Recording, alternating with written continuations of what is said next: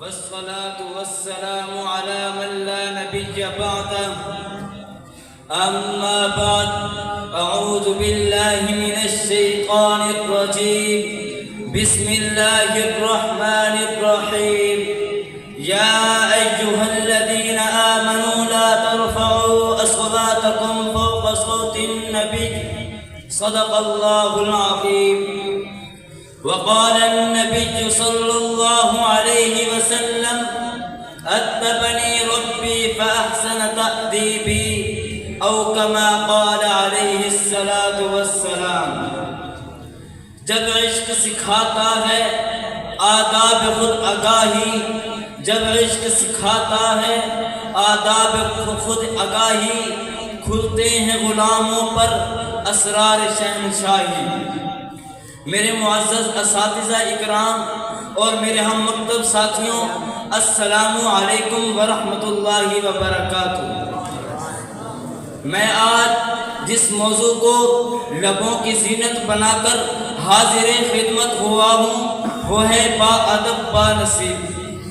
گلشن قادریہ کے عظیم مہکتے پھولوں میں جب ادب کے عنوان کو لے کر علم کے سمندر میں غوطہ لگاتا ہوں تو مجھے سب سے زیادہ دربار نبوت میں بیٹھنے والے ادب پیغمبر کے پروانے اور پیغمبر کے گھرانے نظر آتے ہیں۔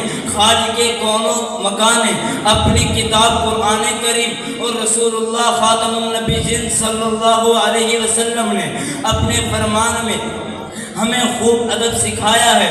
چنانچہ قرآن میں ادب بیان کرتے ہوئے اللہ تعالیٰ فرماتے ہیں لا یمسہ الا المطہرون، قرآن کو ہاتھ نہ لگاؤ مگر پاک ہو کر۔ جب ہمارے نبی کے ادب کی بات آتی ہے تو قرآن کہتا ہے یا ایھا الذین آمنوا لا ترفعوا اصواتکم فوق صوت النبی، اے ایمان والو اپنی آوازوں کو نبی کی آوازوں سے اونچا نہ کرو کہیں تمہارے اعمال ضائع نہ ہو جائیں۔ جب میں صحابہ کی زندگیوں کا مطالعہ کرتا ہوں تو مجھے دربار نبوت سے تربیت پانے والا ہر ستارہ ادب جیسی صفت حسنہ سے مزین نظر آتا ہے۔ ایک مرتبہ دربار نبوت میں غسانی شہزادہ آتا ہے اور کہتا ہے میں نے سن رکھا ہے یہاں آخری نبی کا ظہور ہو چکا ہے۔ میں نے کہا چلو زیارت کرتا چلوں۔ ملاقات کے بعد شہزادہ کہتا ہے حضور میں آپ کو کچھ ہدیہ دوں تو آپ قبول فرمائیں گی؟ آپ خاتم النبیین صلی اللہ علیہ وسلم نے فرمایا ضرور قبول فرمائیں گے۔ شہزادے نے کہا میرا محل یہاں سے 6 میل کے فاصلے پر واقع ہے، آپ کسی غلام کو میرے ساتھ بھیج دیجئے، میں اسے ہدیہ دے دوں گا، وہ لے آئے گا۔ حضور خاتم النبیین صلی اللہ علیہ وسلم نے اپنے مشہور خادم حضرت زید کو دیکھا تو وہ اس وقت موجود نہ تھے۔ بارگاہ رسالت میں کاتب وحی امیر المؤمنین سیدنا امیر معاویہ رضی اللہ تعالی عنہ موجود تھے۔ آپ صلی اللہ علیہ وسلم نے فرمایا معاویہ آپ اس کے ساتھ چلے جاؤ۔ اب حضرت امیر معاویہ کا جوتا مسجد کی دوسری جانب تھا۔ اگر حضرت امیر معاویہ مسجد کی دوسری طرف جاتے ہیں تو حضور کے حکم کی بے ادبی ہے۔ ادب کو ملحوظ خاطر رکھا۔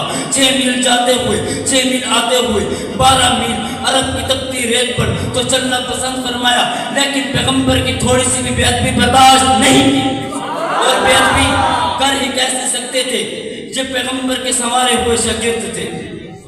سامعین مکرم، قرآن کریم ان شخصیات کا بھی ادب بیان کرتا ہے جو ہمارے خاطر مشقتوں کے پہاڑ جھیل کر ہمیں راحتیں پہنچاتے ہیں۔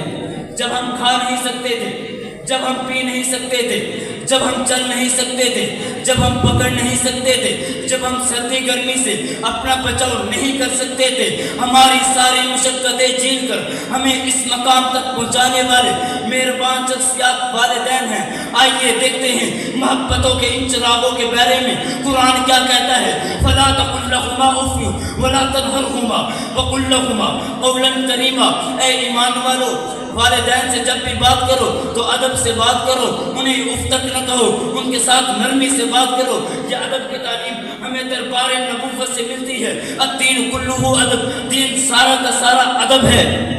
سامعین مکرم، جب میں فقہا کی زندگیوں کا مطالعہ کرتا ہوں، علماء ہوں تک، فقہا ہوں تک، صلحاء ہوں تب، محدثین ہوں تب، سب کی زندگیاں مجھے ادب سے معطر نظر آتی ہیں۔ فقہ کے امام اعظم امام ابو حنیفہ رحمۃ اللہ علیہ کی زندگی میں کس قدر ادب تھا۔ ایک مرتبہ کلاس میں سبق پڑھاتے ہوئے پاؤں پر بل آ گیا، شاگردوں نے کہا استاد جی پاؤں بڑھا دیجیے، ہم دبا دیتے ہیں۔ فرمانے لگے اسی طرف میرے استاد حضرت حماد کا گھر ہے، اگر میں پاؤں پھیلاتا ہوں تو استاد کے گھر کی بے ادبی ہے۔ اسی ادب کے نتیجے میں آج سب لوگ حضرت امام صاحب کے مقلد ہیں۔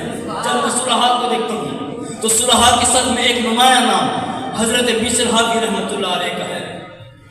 امام راضی تفسیر کبیر میں رقم الطلاق ہیں کہ حضرت بشر حافظ رحمۃ اللہ علیہ کی ابتدائی زندگی غیر شرعی طور پر گزری۔ ایک مرتبہ نشے میں جا رہے تھے، دیکھا ایک چھوٹا سا کاغذ کا ٹکڑا پڑا ہے، اسے اٹھایا، اس پر دیکھا تو اللہ تعالیٰ کا نام لکھا ہوا تھا۔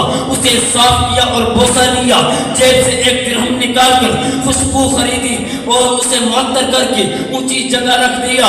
رات کو خواب میں دیکھتے ہیں تو کہنے والا کہہ رہا ہے اے بشر تو نے میرے نام کو معطر کیا، ہم نے آپ کے دل کو معطر کر دیا۔